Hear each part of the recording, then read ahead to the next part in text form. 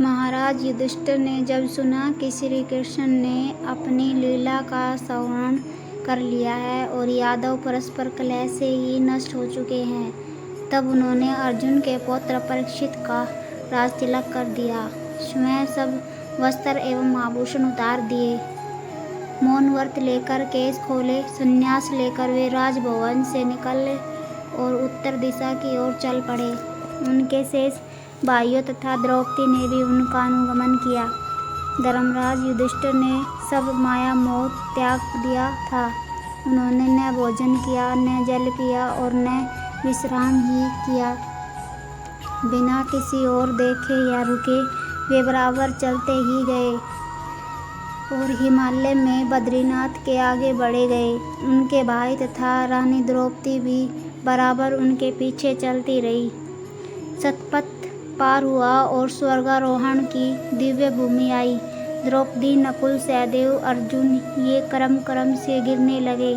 जो गिरता था वह वहीं रह जाता था। उस हिम प्रदेश में गिरकर भी फिर उठने की चर्चा ही व्यर्थ है।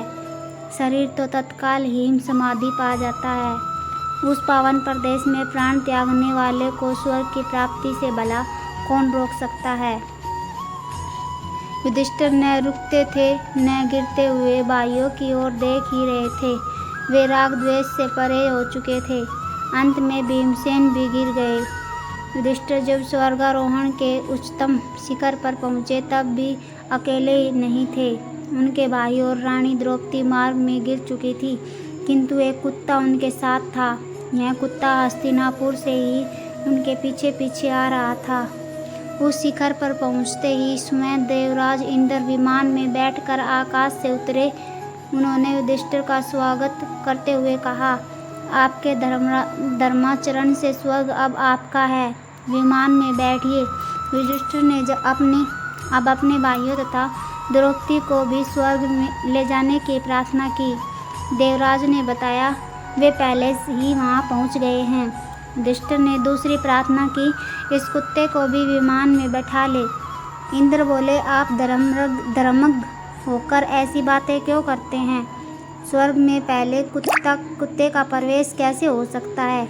यह अपवित्र प्राणी मुझे देख सका, यही बहुत है। युधिष्ठिर बोले, यह मेरे आश्रित है, मेरे भक्ति के कारण ही नगर से इतनी दूर मेरे साथ आया है। आश्रित का त्याग अधर्म है, इसके बिना मैं अकेले स्वर्ग नहीं जाना चाहता।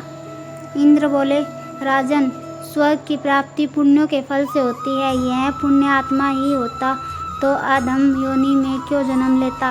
युधिष्ठिर बोले, मैं अपना आधा पुण्य इसे अर्पित करता हूँ।